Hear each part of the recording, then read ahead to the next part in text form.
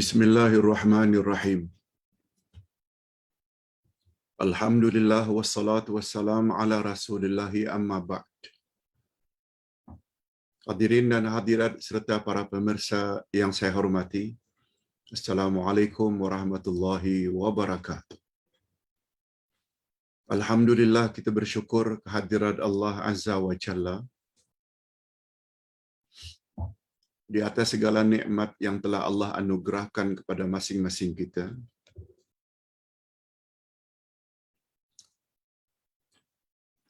Termasuk nikmat diberi oleh Allah peluang untuk sekali lagi menambah ilmu pengetahuan tentang selok-belok agama yang pada pagi ini tajuk kita hanya mengharap ganjaran daripada Allah. Hanya mengharap ganjaran pahala dari Allah. Atau dengan kata lain, hanya mengharap redha Allah.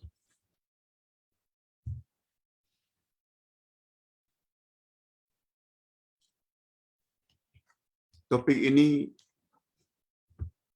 adalah kunci yang ke-15 dari 30 kunci kebahagiaan. Sila lihat muka surat 77. Kita langsung saja kepada topik. Hadirin dan hadirat serta para pemirsa yang saya hormati, kita kena yakin, kita wajib imani, tidak ada satu pun yang Allah Subhanahu wa taala ambil daripada kita,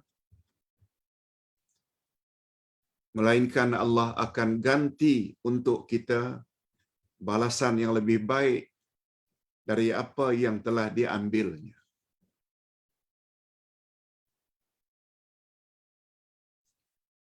Bila Allah Subhanahu wa taala ambil dari kita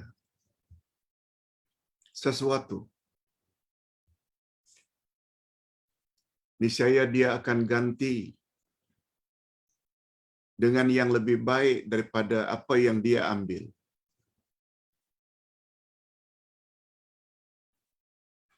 Kita jangan marah,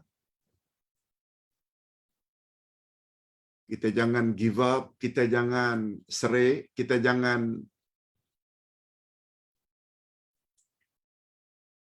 menyesal atau kesal. Sebab apa yang Dia ambil itu memang miliknya.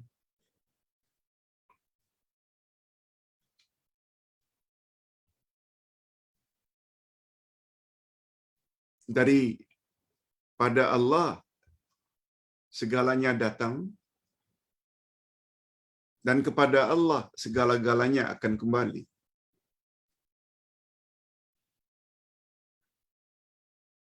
Nikmat Allah terhadap setiap kita pertama dipanggil nikmatul ijad. Nikmat mengadakan. Yang mengadakan diri kita ni Allah. Yang mengadakan pasangan kita, isteri atau suami, Allah. Yang mencipta kita, pasangan, anak, cucu, ibu bapa, Allah yang mengadakannya, yang dipanggil nikmatul ijad. Selain itu juga nikmatul imdad. Allah supply,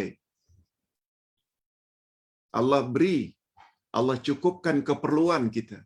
Makan, minum, pakaian, tempat, kenderaan. Semuanya Allah yang bagi.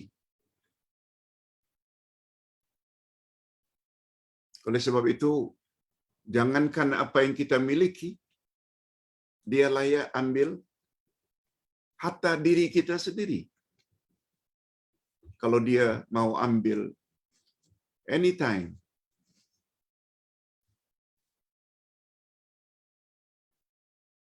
Macam mana nak marah? Yang empunya ingin ambil. Kita hanya boleh mengatakan inna lillah wa inna ilaihi raji'un. Kita semua milik Allah. Malah apa yang kita miliki adalah milik Allah. Dan kepadanya semua kita akan kembali. Bila kita memahami prinsip ini,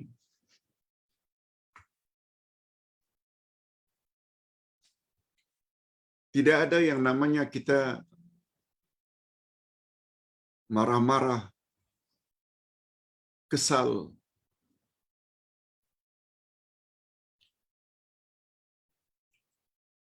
Bila yang empunya ingin ambil balik.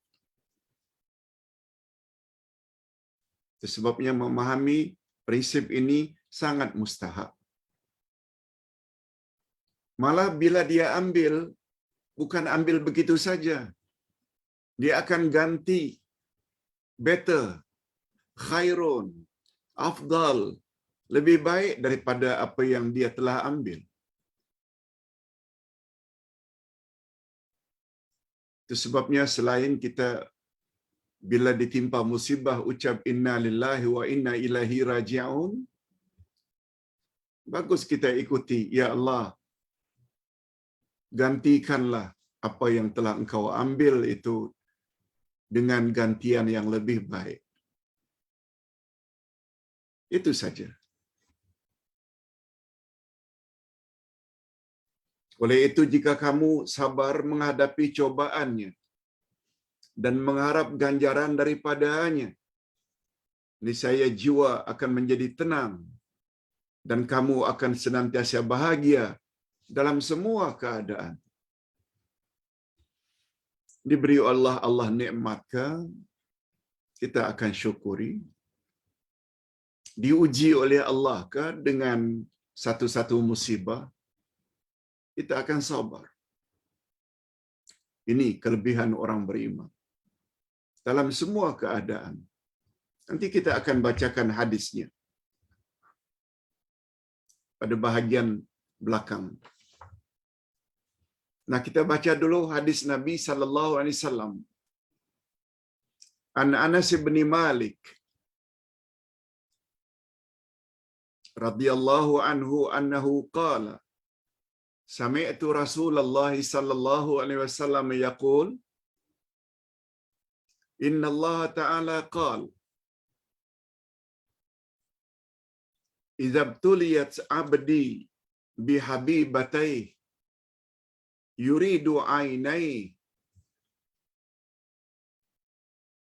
thumma sabara awattuhu minhumal jannah. Rawahul Bukhari. Daripada Anas bin Malik radhiyallahu an, katanya, aku mendengar Rasulullah sallallahu alaihi wasallam bersabda bahwa Allah telah berfirman. Bila begitu bunyinya, ini namanya hadis qudsi. Sesungguhnya Allah telah berfirman, jika hamba-Ku diuji dengan mengambil dua kekasihnya, yang dimaksudkan dua kekasihnya, dua kesayangannya, yaitu dua matanya. Itu maksud, yakni ainai. Jika Allah uji seseorang terhadap dua kesayangannya, maksudnya dua matanya,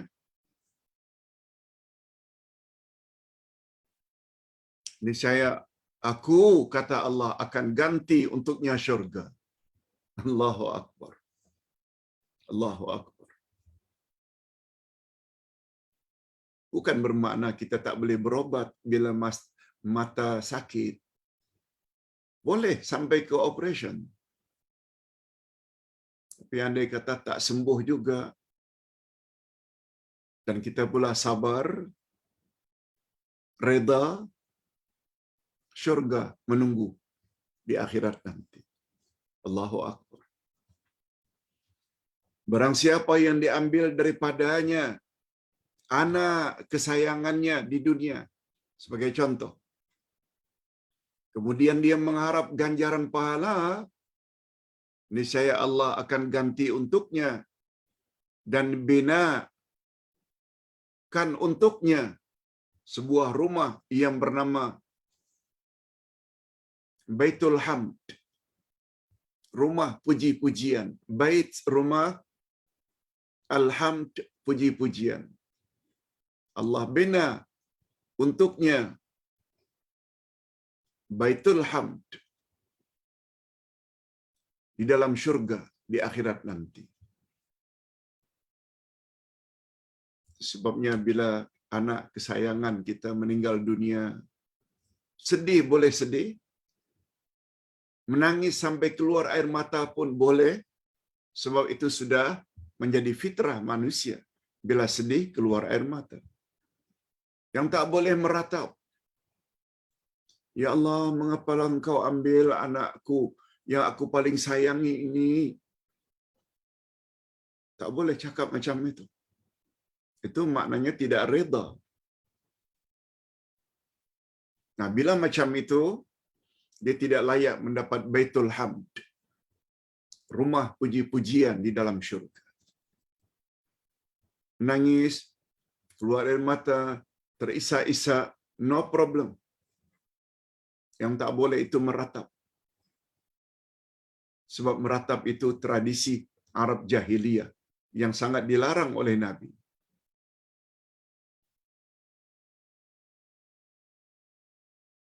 Sabda Nabi sallallahu alaihi wasallam dalam hadis sahih, "An-niyahah minal jahiliyah."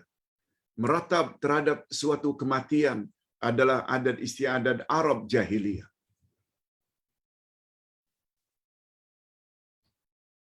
Itu sebabnya jangan jadi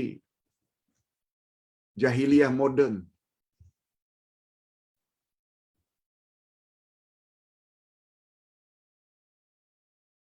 Itu adalah amalan yang sangat dilarang oleh Nabi sallallahu alaihi wasallam, sebab itu menggambarkan yang kita ini tidak redha. Itu sebabnya pemahaman seperti ini sangat perlu dimasukkan dalam keyakinan kita,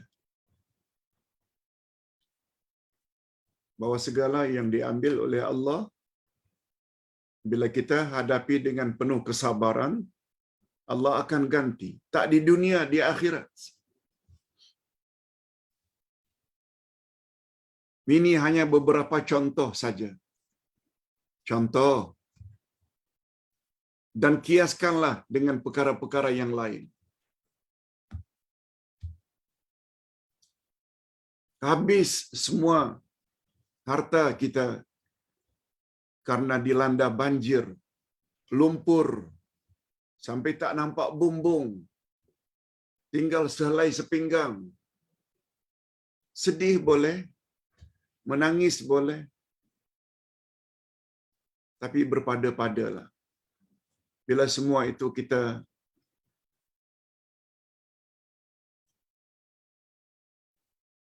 hadapi dengan penuh kesabaran, Allah akan ganti. Yakinlah, Allah tak pernah mungkir janji. Oleh itu, kamu jangan berputus asa jika ditimpa suatu musibah. Jangan frus. Karena setiap musibah yang menimpa di dunia, jika dihadapi dengan sabar, nilainya sangat tinggi di sisi Allah, seperti syurga dan ganjaran yang besar.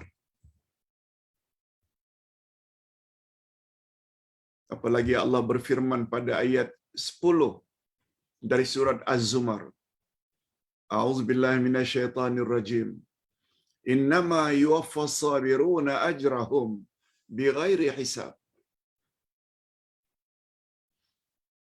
Sesungguhnya ganjaran yang Allah akan bagi kepada orang-orang yang sabar bighairi hisab. Ada dua tafsirannya. masuk syurga tanpa hisab. Yang kedua, dia layak mendapat ganjaran unlimited, tidak ada limitnya.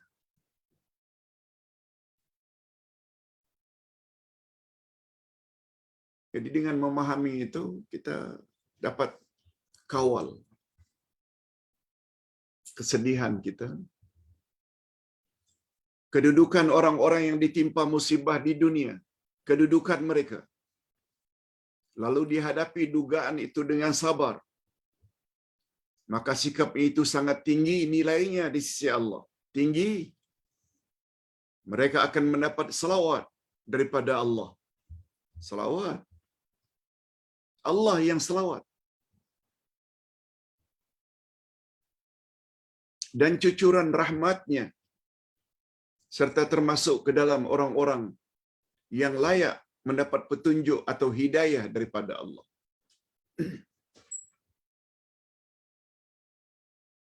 Sabar.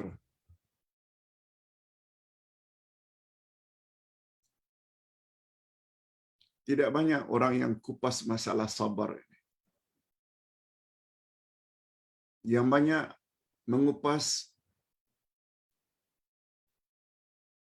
kelebihan atau fadilat salawat kepada Rasul. Betul. Besar ganjarannya. Tapi terkadang-kadang melampau-lampau juga. Dengan salawat kepada Nabi, kamu akan begini, diampuni dosa walaupun selama 80 tahun, walaupun itu dah melampau sangat pula. Kita tak nafikan besar ganjaran salawat. Sebab Nabi bersabda dalam hadis sahih, "Man shalla alayya marrah, sallallahu alaihi asyara marrah."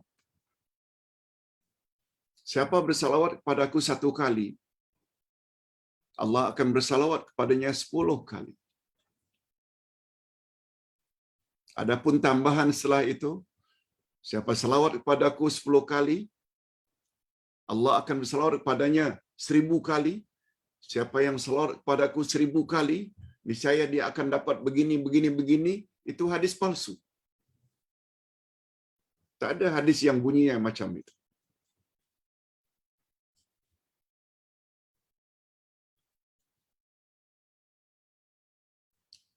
Nanti Ustaz akan forward link itu tengah hari nanti dalam grup. Sila baca. Okey. Sekali lagi kita tak nafikan salawat ke atas Nabi sallallahu alaihi wasallam itu besar fadilatnya, ganjarannya. Itu banyak diperkatakan oleh orang. Walaupun kadang-kadang sampai ke peringkat yang melampau. Tapi jarang-jarang orang menyebut tentang kelebihan sabar.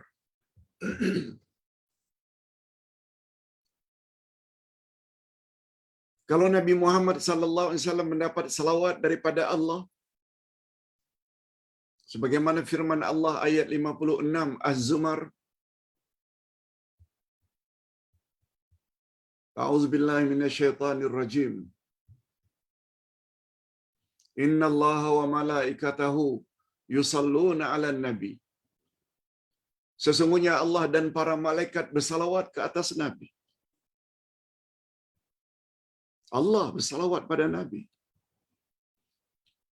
Rupanya hadirin dan hadirat, kita jika sabar juga layak mendapat salawat daripada Allah. Macam mana caranya? Antara lain sabar. Antara lain makan sahur bila akan puasa. Antara lain usahakan agar kita berada di hadapan atau di dalam saf yang pertama. Sama ada laki-laki atau saf perempuan yang paling depan sekali. Kalau pakai tabir, kalau tak pakai tabir, memanglah saf wanita yang paling afdal paling belakang, karena itu paling selamat dengan fitnah. Tapi kata ulama fiqh, bila pakai tabir, apa yang kita bimbangkan fitnah dengan adanya tabir, kembali kepada saf yang pertama adalah lebih afdal bagi wanita. Cuma bahagian wanita lah, di bahagian belakang.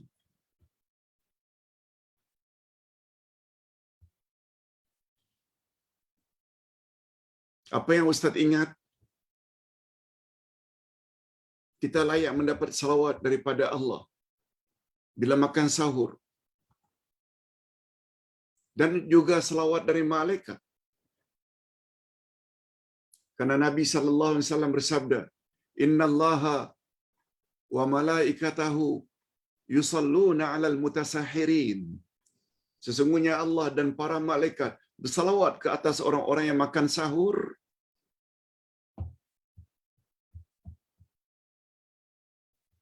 Hadis lain, "Innallaha wa malaikatahu yusalluna 'alas saffil awwal."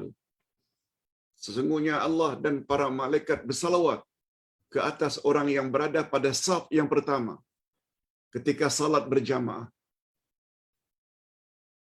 Nah, satu lagi, seseorang itu layak mendapat salawat Allah bila dia sabar. Dari mana itu dalilnya, Pak Ustaz? Allah sebut dalam Al-Quran. Ayat 157. Setelah Allah menyebut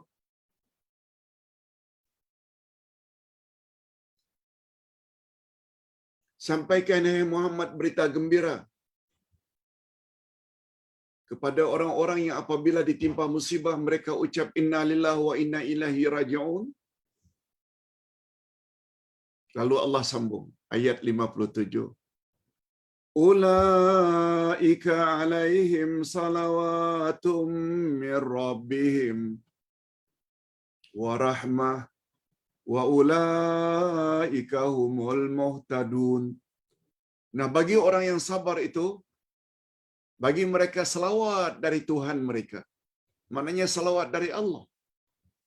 Bukan hanya selawat, rahmat. Allah akan cucuri dia dengan rahmat kasih sayang. Bukan itu saja. Yang ketiga, merekalah orang-orang yang mendapat hidayah, mendapat petunjuk. Puncanya sabar. Timbul pertanyaan, apa makna selawat dari Allah, Pak Ustaz? Selawat daripada Allah maknanya Allah beri keberkatan dalam hidupnya. Allah dorong dia suka kepada kerja-kerja yang baik. Suka tolong orang. Suka baca Quran. Happy. Suka bangun waktu malam untuk tahajud witir. Suka attend kelas walaupun online. Itu berkat daripada salawat daripada Allah. Itu makna salawat dari Allah. Hidup kita diberkati oleh Allah. Walaupun hidup kita sederhana saja. Bukanlah kaya sangat pun. Cukup. Yang penting mustahak itu selawat daripada Allah. Okey, kita teruskan.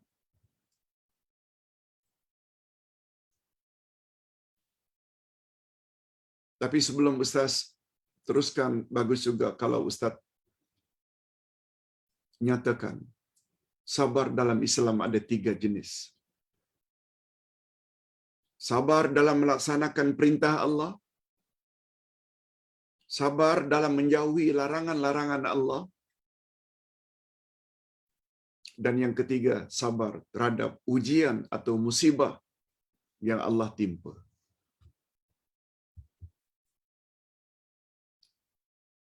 Untuk salat malam, untuk salat subuh, untuk salat tahajud witir, kalau tak sabar memang tak akan buat.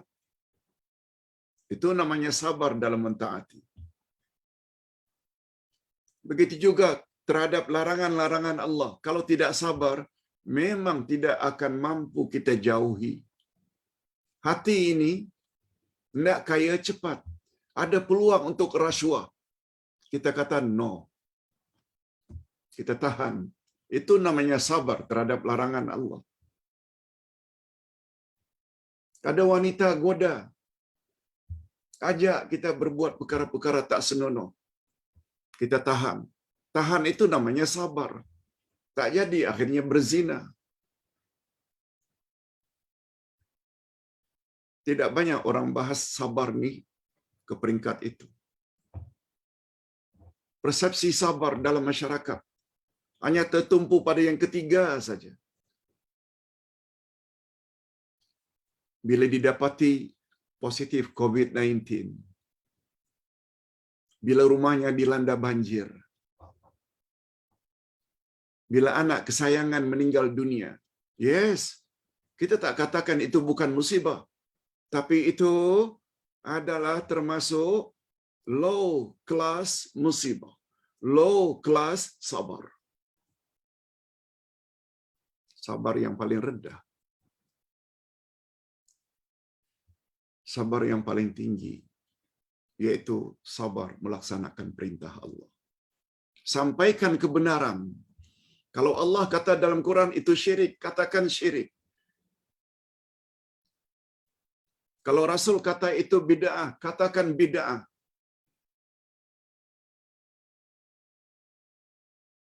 Walau orang caci, teruskan dakwah. Tuh, sabar nomor 1.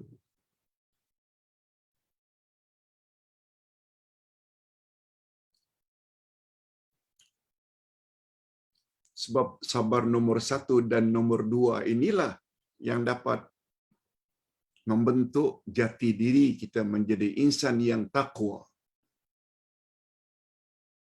Semua kita tahu makna takwa kan? Buat suruhan, jauhi larangan. Suruhan tidak akan dapat dibuat dengan sempurna kalau tidak sabar. Larangan tidak akan dapat dijauhi kalau tidak sabar. Di sini jatuhnya sabar yang paling istimewa dan paling tinggi, sabar dalam melaksanakan perintah dan sabar dalam menjauhi larangan. Barulah yang ketiga, sabar terhadap ujian Allah yang menyayat hati. Hadirin dan hadirat rahimakumullah.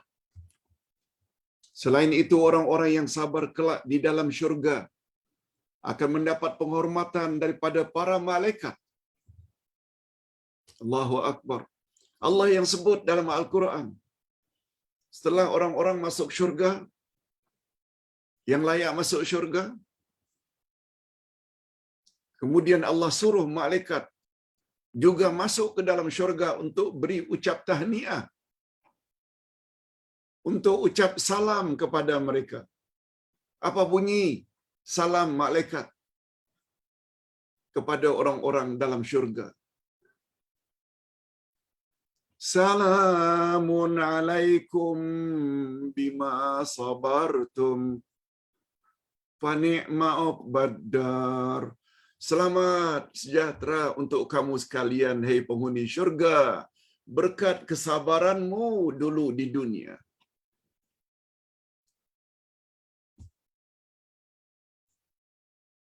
Tak maukah mendapat salam sedemikian dari para malaikat?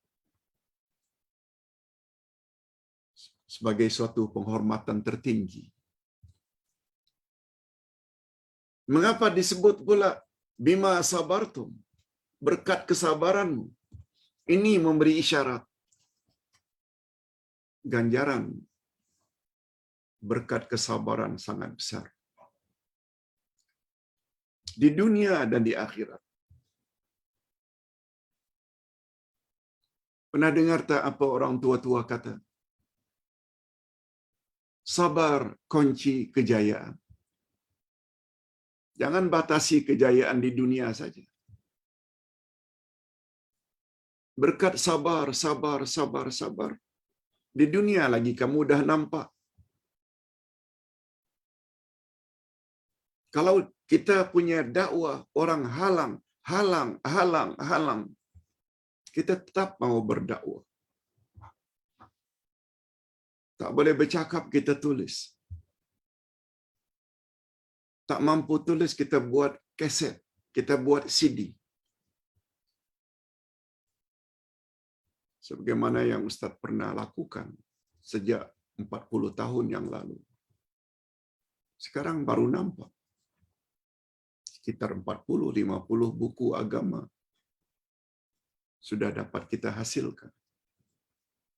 Sekedar nak buat contoh. Bukan untuk membangga-banggakan diri. Allah Maha tahu. Guru boleh memberi contoh. Kesabaran bukan hanya terhadap musibah saja. Kesabaran dalam melaksanakan perintah Allah. Awak dah tahu, awak ada ilmu, awak dah amalkan apa yang awak tahu. Mengapa awak tak sampaikan pada orang lain? Mengapa di sekitar kamu terjadi syirik, bid'ah dan khurafat, awak diam saja?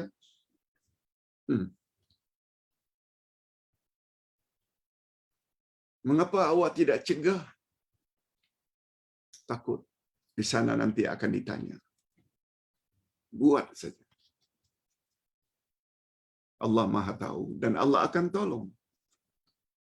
Allah berfirman pada ayat 7 surat Muhammad, "In tansurullaha yansurkum wa yuthabbit aqdamakum."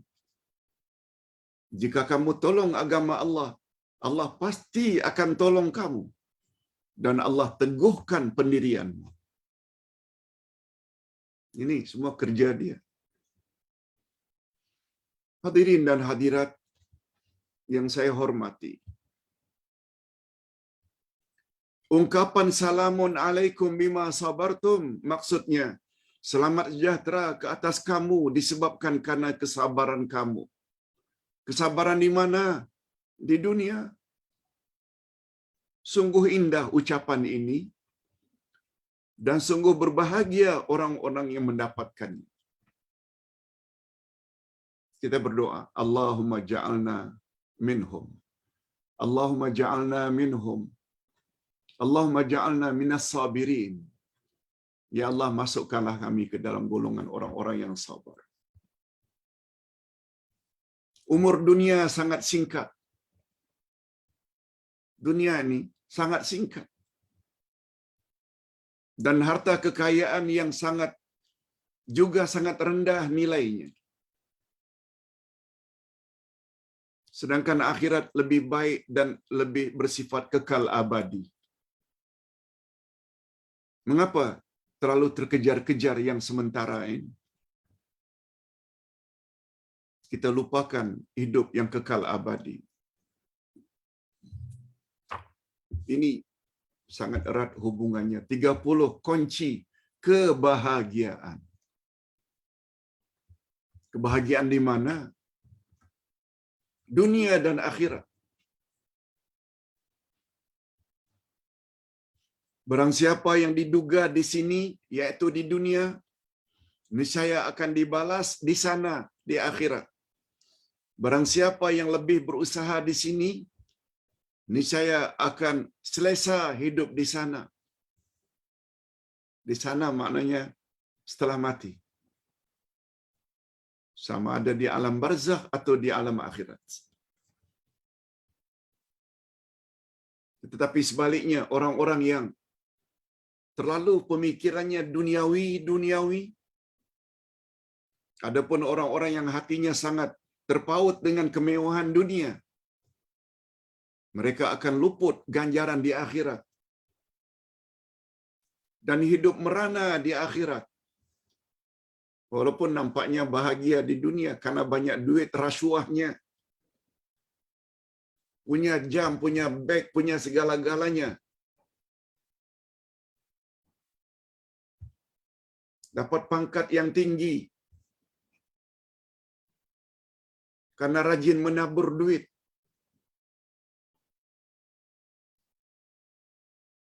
Akhirnya mendapat gelaran ini, gelaran ini, gelaran ini. Okey, di dunia kamu akan dapat.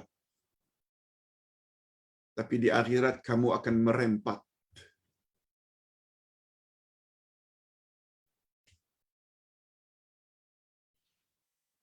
Allah yang cakap. Apa kata Allah?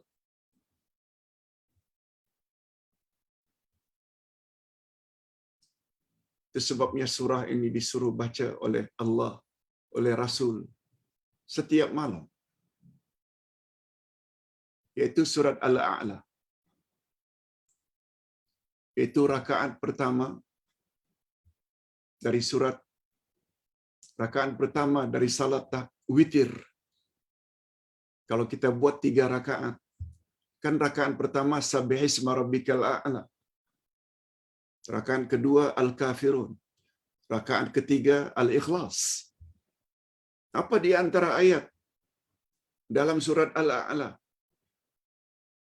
Allah Subhanahu wa taala menyebut tentang sifat orang-orang kafir. Bal tu'thirunal hayatad dunya wal akhiratu khairun wa abqa. Tetapi kamu, hai orang-orang kafir, memilih kehidupan dunia, sedang kehidupan akhirat adalah lebih baik dan lebih kekal.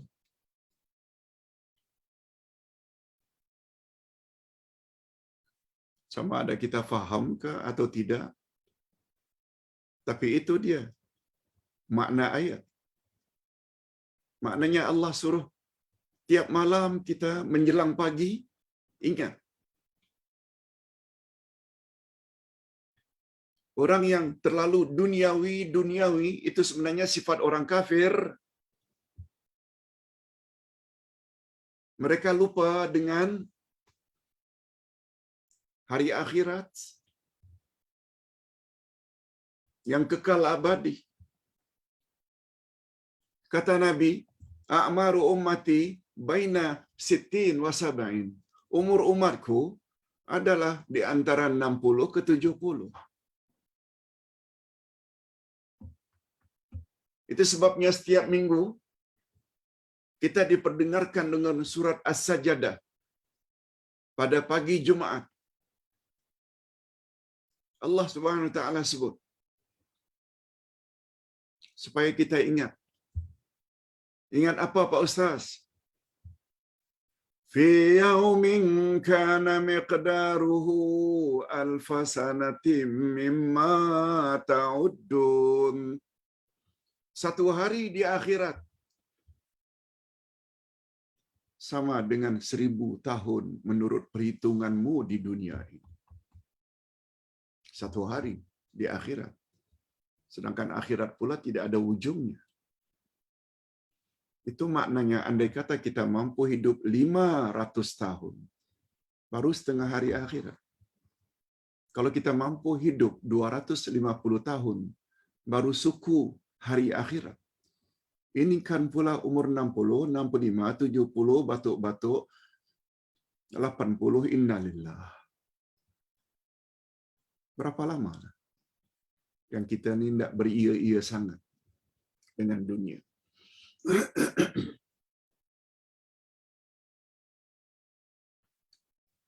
Bukan tidak boleh. Boleh cari kesenangan dunia. Sebab kita bukan malaikat. Kita perlu makan, minum, kita ada isteri, kita ada anak. Kita perlu rumah, kita perlu kereta, kenderaan. Boleh. Tapi jangan sampai mencari itu semua sampai lupa akhirat.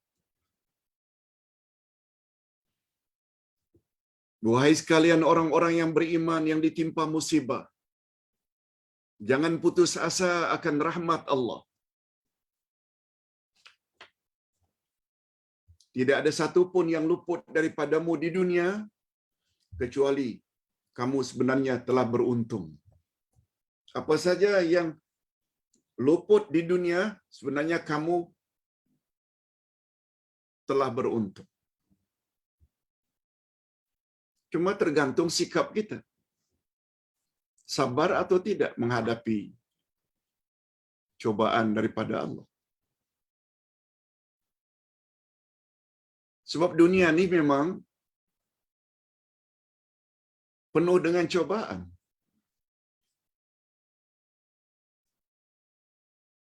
Oleh itu orang yang beriman tidak akan cepat panik. Tidak. Atau menggelabah jika ditimpa suatu musibah. Mukmin tidak. Mereka steady. Malahan mereka bersyukur sambil mengucap tahmid. Tahmid maknanya alhamdulillah. Sebagai tanda syukur bila ditimpa musibah. Mereka melihat musibah pada zahirnya, tetapi nikmat pada batinnya. Zahir memang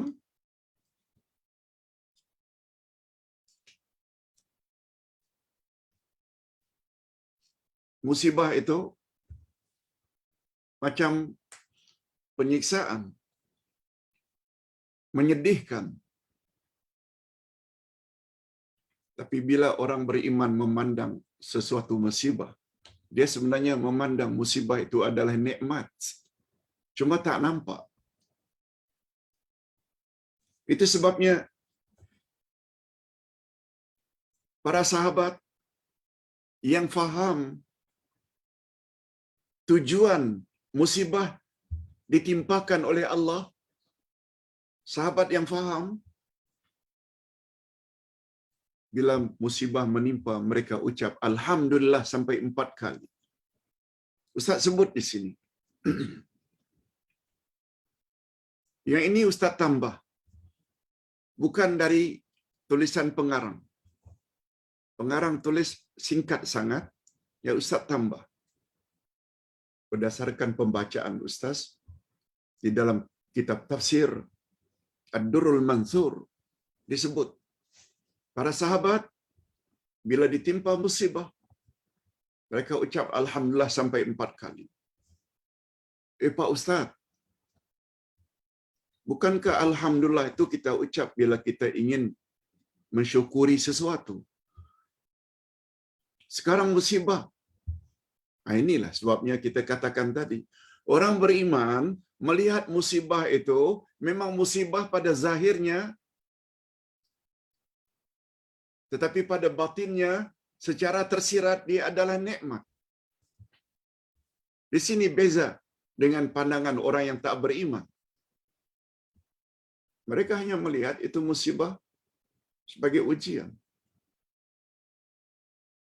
Salah-salah mereka akan mengutuk.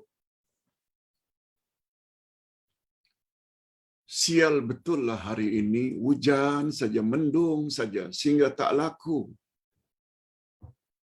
aiskrim yang saya jual. Sial betullah hari ini, mendung saja, hujan saja, sehingga saya tak dapat apa-apa berjualan dalam pasar minggu atau pasar malam. Itu semua komen orang-orang yang tidak beriman. Dia tidak melihat di balik musibah itu ada nikmat. Nah, bila ditanya, mengapa mereka ucap alhamdulillah 4 kali, Pak Ustaz?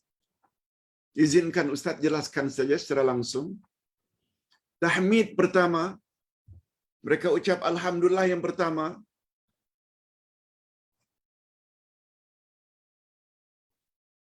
karena Nabi SAW ada menyebut,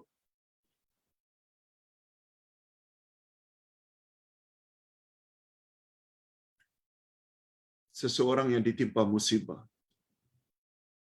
lalu dia hadapi musibah itu dengan penuh kesabaran. Lalu Allah hapus dosa-dosanya. Lalu Allah hapus dosa-dosanya. Dosa-dosa kecil, ya. Terhadap penghapusan dosa, tersalah cakap ke, terpandang yang haram ke, terdengar yang haram, itu dosa-dosa kecil, semuanya dihapuskan oleh Allah. Tak berterima kasih ke? Yes, kita akan berterima kasih. Itu sebabnya kita ucap alhamdulillah. Sebab Nabi sebut, tak seorang pun yang ditimpa musibah kecuali Allah hapuskan dosa-dosanya walaupun tercucuk selumba di kulit arinya. Sekecil itu. Dah ada alasan bagi Allah untuk menghapuskan dosa. Lalu kita ucap alhamdulillah. Yang kedua, Nabi bersabda, innallaha idza ahabba imra'an ibtala. Sesungguhnya Allah apabila sayang kepada seseorang, ditimpanya ujian pada orang itu. Ini memberi kesimpulan, kalau kita ditimpa oleh Allah satu-satu musibah atau ujian, tanda Allah sayang kita. Membuat kita ingat pada Allah.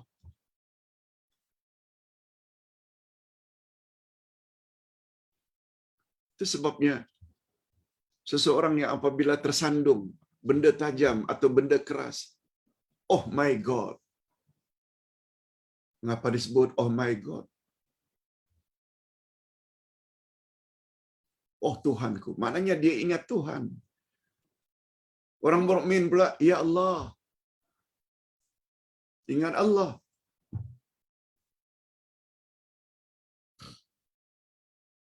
Sebab bila dapat kesenangan terus, ada kemungkinan Allah forgot. Bukan oh my God, tapi Allah dilupakan.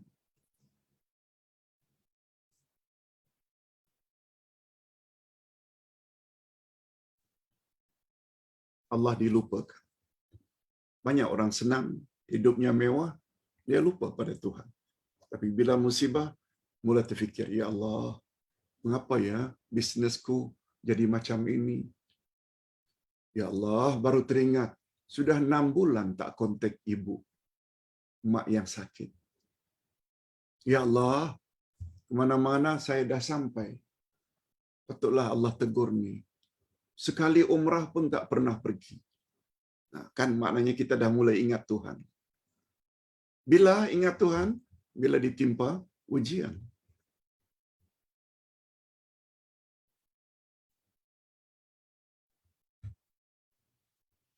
Nah, yang ketiga, mengapa kita ucap Alhamdulillah?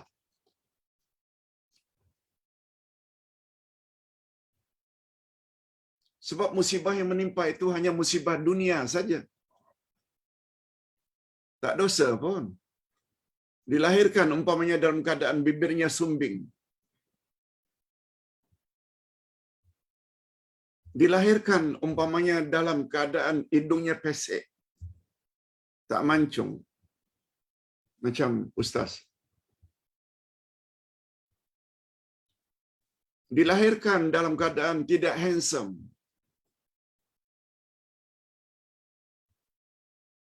Berdosakah karena tidak handsome? Berdosakah karena hidungnya pesek? Berdosakah karena bibirnya sumbing? Tak. Sebab itu dalam kategori musibah dunia.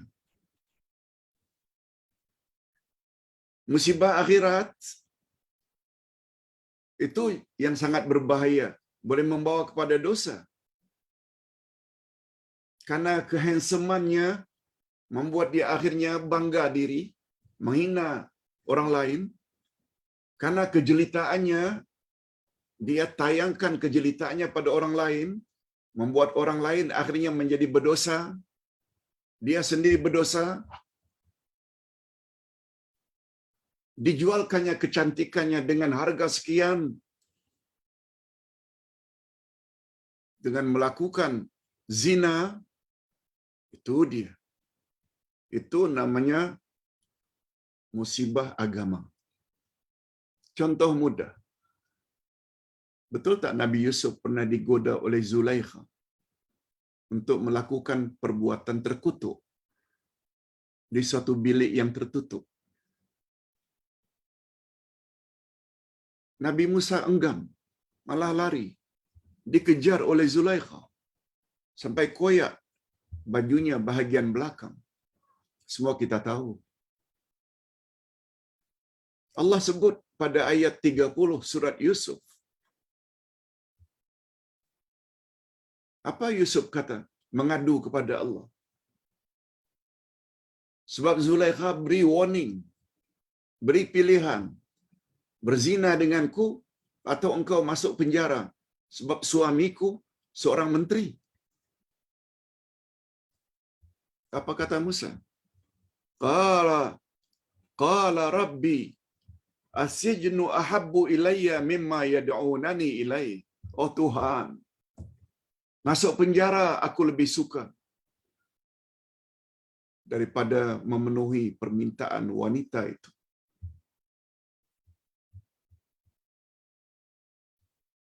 mengapa Nabi Yusuf lebih memilih masuk penjara?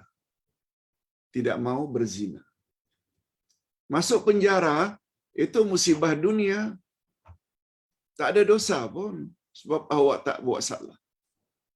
Tapi bila berzina, nah cukuplah itu sebagai gambaran.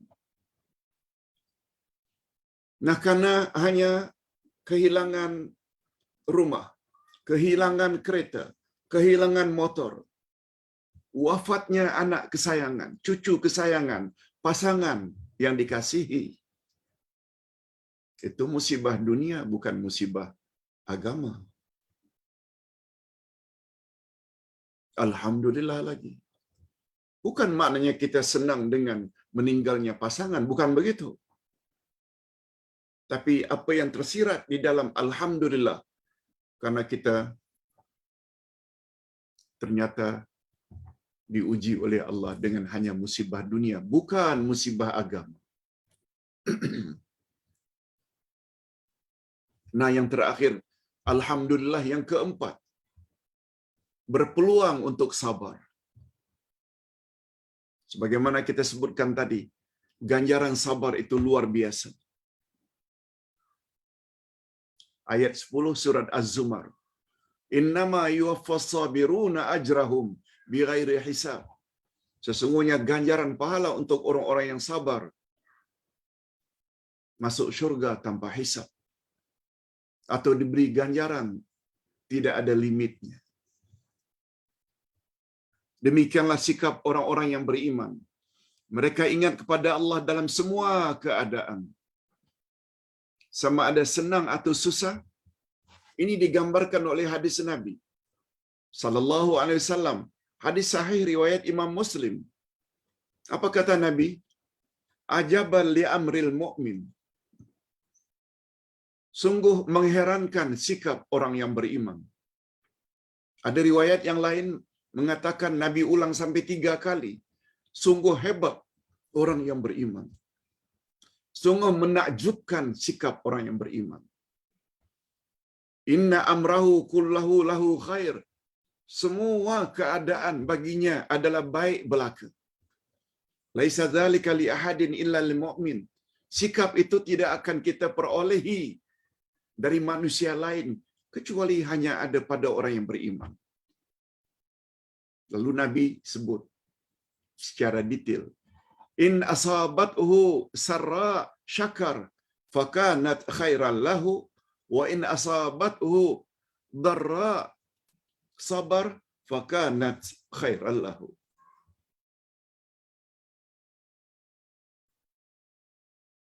Apabila mereka ditimpa atau mendapat kesenangan, mereka bersyukur. Dan bersyukur itu adalah baik bagi mereka. Dan mereka bila orang yang beriman itu ditimpa musibah, mereka sabar. Dan sabar juga adalah baik bagi mereka. Itu sebabnya orang-orang beriman tuh mereka dalam hidup ini steady saja. Tidaklah sampai lupa Tuhan bila dapat nikmat. Dan tidaklah sampai menggelabah, marah-marah bila timpa musibah. Mudah-mudahan kita termasuk ke dalam golongan orang-orang yang sabar. Semata-mata mengharap akan keridaan Allah. Hadirin dan hadirat, berikut ini Ustaz akan jawab beberapa soalan yang tertangguh yang tak sempat Ustaz jawab. Ini pun hanya beberapa soalan sahaja. Pak Ustaz.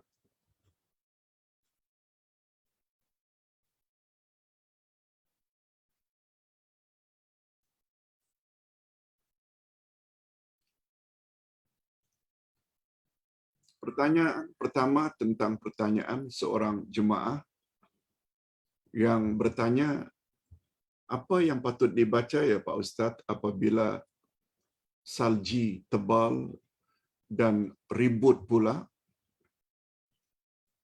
Betulan Ustaz kenal orang ini yang sekarang berada di Kanada.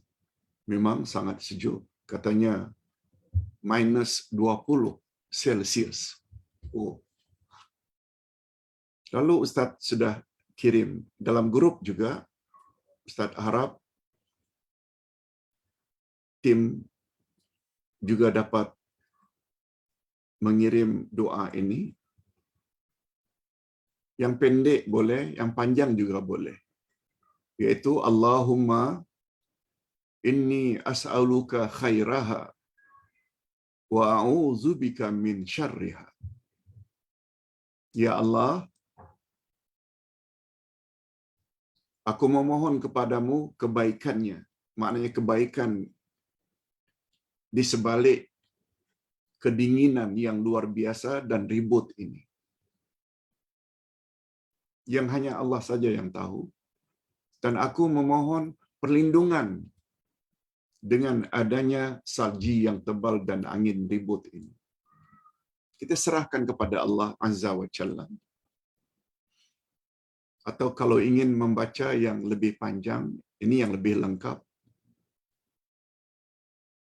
Allahumma inni as'aluka khairaha wa khaira ma fiha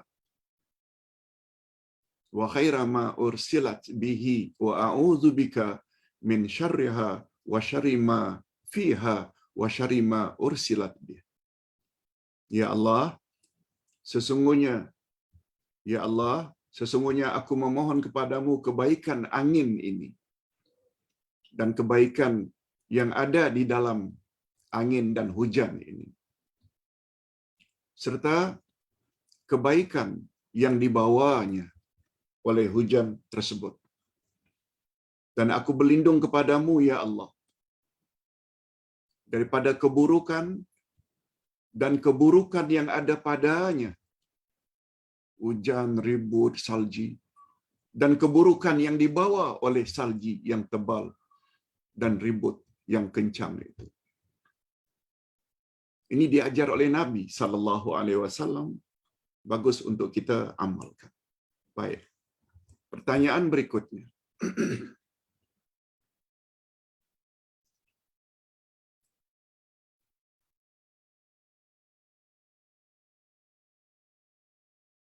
Hadirin dan hadirat rahimakumullah.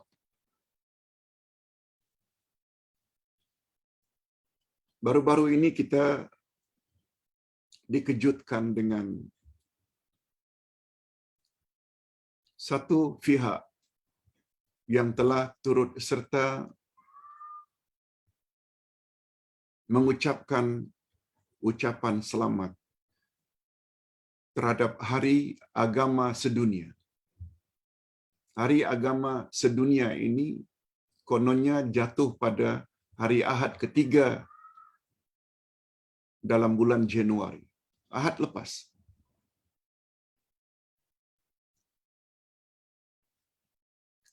Lalu ditanya, apa hukum Ustaz kita buat ucap selamat tersebut?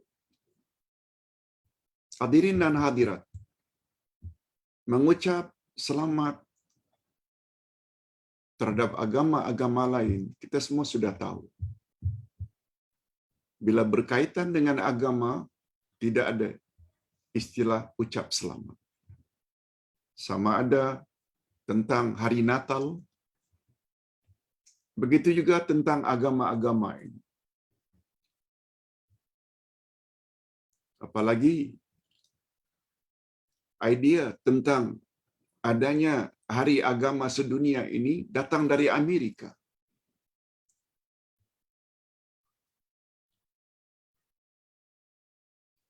Yang dimulai oleh agama Bahai. Bahai ini atau Bahaiyah, ia dicipta baru oleh seorang yang bernama Bahauddin. Dia adalah Syiah.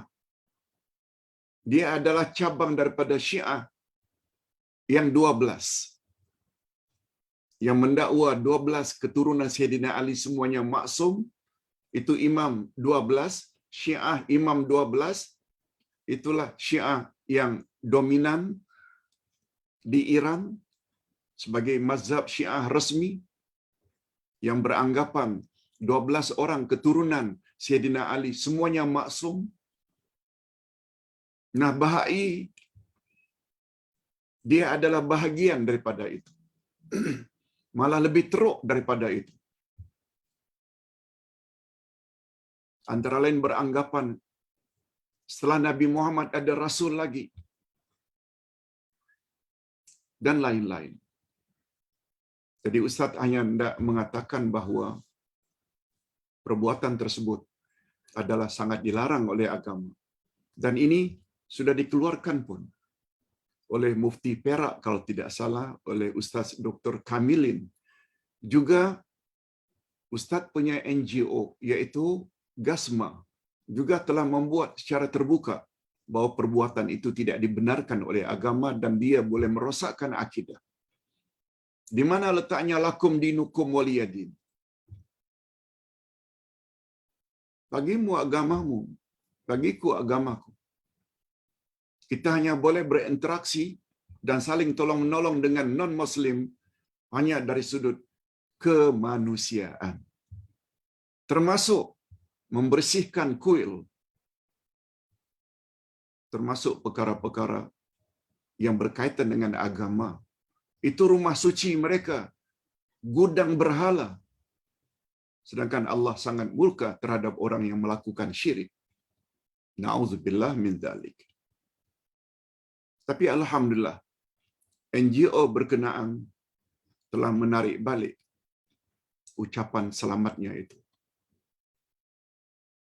Hadirin dan hadirat rahimakumullah. Terakhir,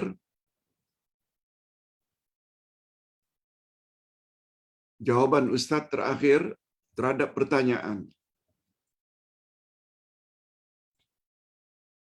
Pak Ustaz, saya nak minta bantuan dari Ustaz bagaimana nak ajarkan kepada orang yang belum masuk Islam dan dia bercita-cita nak masuk Islam. Dari mana nak mula ya Pak Ustaz? Bagus. Bagus sekali usaha ini. Sebab Nabi SAW pernah bersabda kepada Sayyidina Ali, "Wahai Ali, jika engkau dapat menjadi penyebab seseorang mendapat hidayah lalu memeluk Islam, itu adalah lebih baik daripada humrun ni'am." Nabi gunakan istilah humrun ni'am. Humrun ni'am maknanya unta yang besar badannya, kemerah-merahan bulunya, sebagai kenderaan mengharungi padang pasir, membawa barang-barang dagangan yang sangat mahal harganya. Nabi gunakan istilah itu untuk menggambarkan orang zaman itu. Nabi tak akan gunakan istilah itu lebih baik dari Ferrari. Lebih baik dari Ferrari. Ferrari kan biasanya colornya merah dan mahal. Nabi tak akan sebut itu sebab itu tak wujud. Yang sesuai di zaman Nabi, humrun ni'am, iaitu kenderaan unta yang boleh bawa barang dagangan yang sekian banyak, kuat, melintas padang pasir. Dia merupakan sangat mahal harganya. Nabi gunakan istilah itu. Kamu menjadi penyebab seseorang itu memeluk Islam, itu adalah lebih baik daripada humrun ni'am. Okey, itu Ustaz tidak sebut tentang fadilat atau kelebihan kita memberi panduan kepada seseorang sehingga dia memeluk Islam.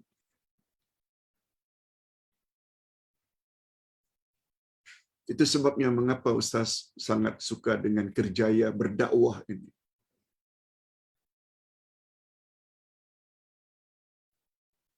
Itu sebabnya pagi tadi Ustaz katakan kepada seorang doktor, pakar bedah. Tapi pada masa yang sama beliau juga berdakwah. beliau kirim beliau punya YouTube kepada Ustaz. Alhamdulillah. Dan Ustaz katakan doktor terbaik. Selain doktor pakar dalam perubatan, operasi, pembedahan, pada masa yang sama doktor juga berdakwah. Dakwah bukan tugas Ustaz saja. Lalu Ustaz jelaskanlah makna surat Wal Asri sebagaimana yang Ustaz sebut. Allah berfirman, Innal insana lafi khusrin. Sesungguhnya seluruh manusia dalam keadaan rugi kecuali orang yang ada iman, amal saleh, dakwah dan sabar. Allah tak sebut pun innal ustadza lafi khusrin, innal ulamaa lafi khusrin. Enggak. Innal insan. Tak kira apa dia, selagi dia bernama insan, lelaki ke wanita ke, dia PM ke, TPM ke, dia buruh kasar ke, dia doktor ke, wajib berdakwah sesuai dengan kemampuan. Okey. Lalu terhadap orang non-Muslim, apa yang kita patut dahulukan? Harap penanya dengar baik YouTube yang Ustaz telah sampaikan beberapa hari yang lalu. Ketika menjelaskan tentang dakwah, mana yang patut didahulukan? Iaitu cerita Muaz bin Jabal dikirim oleh Nabi ke negeri Yaman. Di sana banyak orang ahli kitab Yahudi, Nasrani. Apa kata Nabi? Menyuruh Muaz bin Jabal, wahai Muaz, mula-mula dakwahmu di Yaman sana, suruh mereka mengucap 2 kalimah syahadat. Fahami mereka makna 2 kalimah syahadat. Sembahlah Allah yang Maha Esa dan katakan mereka bahwa aku, yakni Muhammad, adalah Rasulullah.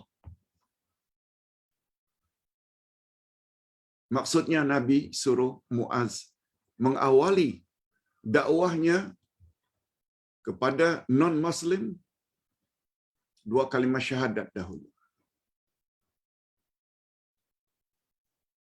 Yang mudah-mudah saja. Allah mesti tahu kita hidup ini untuk beribadat pada Allah. Bukan untuk makan, bukan untuk enjoy.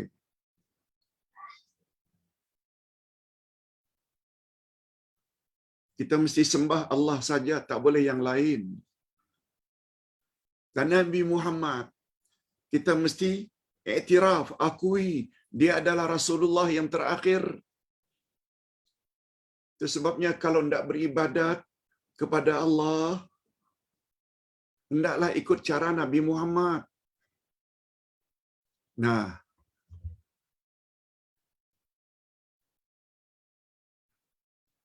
apa kata Nabi selanjutnya? Wahai Muaz, apabila dia sudah tahu, yakin, membenarkan 2 prinsip itu, yang mesti disembah hanya Allah saja, tak boleh yang lain. Yang kedua, mesti mengakui Muhammad itu adalah utusan Allah, Rasulullah. Bila kamu dah beritahu itu dan dia faham, baru kamu berpindah. Suruh dia salat 5 kali sehari semalam. Zuhur, Asar, Maghrib, Isya, Subuh.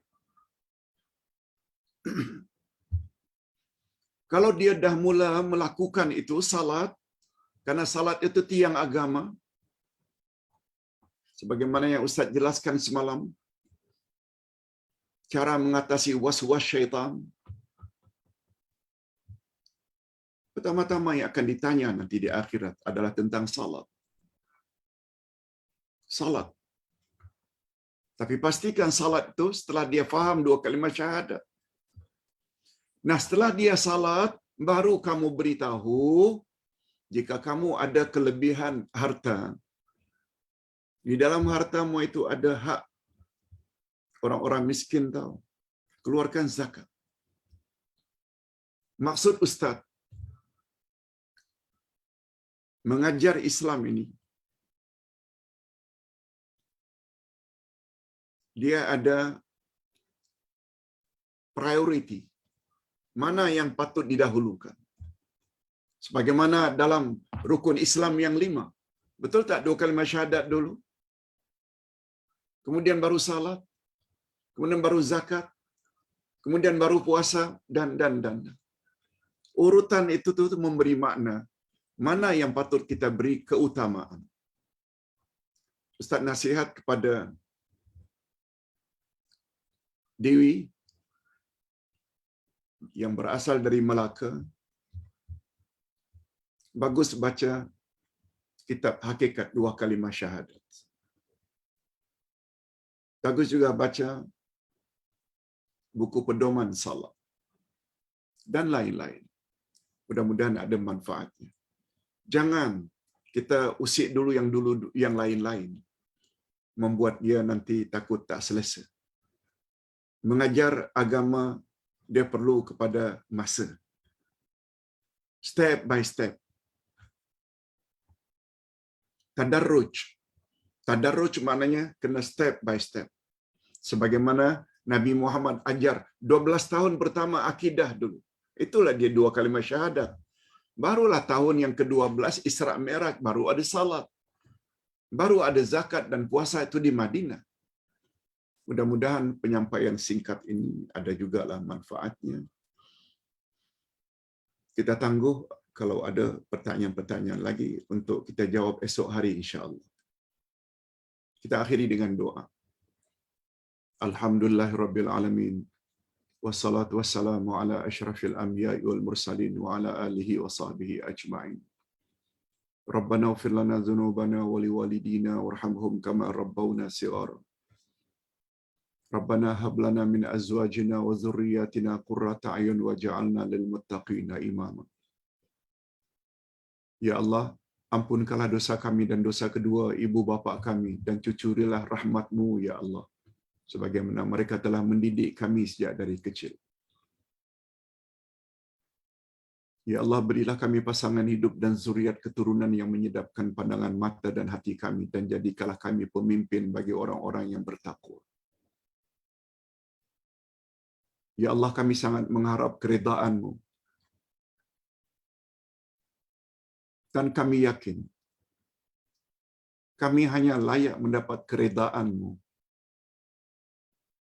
jika kami taat kepada-Mu dan taat kepada Rasul-Mu.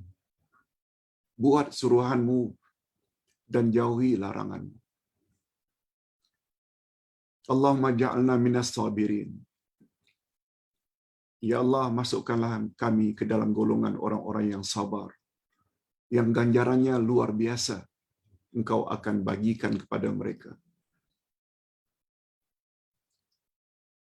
Pagi ini kami mengetahui bahawa sabar itu ada 3 macam, ya Allah. Sabar dalam melaksanakan perintah-Mu, sabar ketika menjauhi larangan-Mu, dan sabar terhadap musibah yang menimpa. Allahumma ja'alna minal muttaqin. Ya Allah, jadikanlah kami termasuk ke dalam golongan orang-orang yang bertakwa, yang membawa makna buat apa yang Engkau suruh dan jauhi apa yang Engkau larang. Wassallallahu ala nabiyyina Muhammad wa ala alihi wa sahbihi ajma'in. Walhamdulillahirabbil alamin. Subhanakallahumma wa bihamdik asyhadu an la ilaha illa anta astaghfiruka wa atubu ilaik. Wassalamualaikum warahmatullahi wabarakatuh.